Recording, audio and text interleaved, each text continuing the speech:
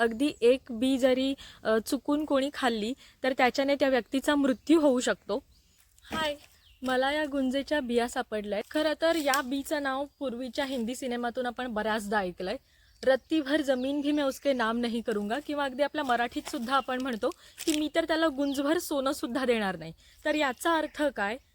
हे आहे रत्तीभर वजन. तर असं का म्हटलं जायचं? कारण पूर्वीच्या काळी सोन्याचं किंवा हिऱ्याचं वजन करायला आपल्याकडे आधुनिक उपकरणं नव्हती. तेव्हा या गुंजेच्या बियांचा वापर वजन करण्यासाठी केला जायचा. का? तर गुंजेची प्रत्येक बी ही असते ती जवळपास एकसारख्या वजनाची असते, त्यात फार जास्त फरक नसतो, त्यामुळे ते एक एकक मानलं जायचं. शिवाय ही लाल काळी बी दिसायला इतकी सुंदर असते की सुंदर दागिने बनवण्यासाठी त्याचा वापर केला जातो. त्याचप्रमाणे आयुर्वेदात या वेलीचा खूप जास्त वापर केला जातो. लहानपणी या वेलीची पानं आम्ही खायचो, अजूनही खातो, कारण की याची चव फार गोड असते आणि याला उन्हात सुकवून वाळवून मुखवासात याचा वापर केला जातो.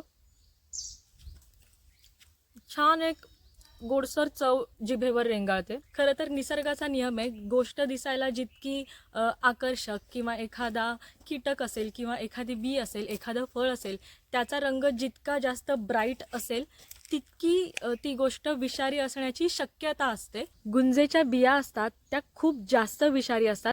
लाल रंगासोबतच काळ्या पांढऱ्या रंगाच्या बिया सुद्धा आपल्याला बघायला मिळतात.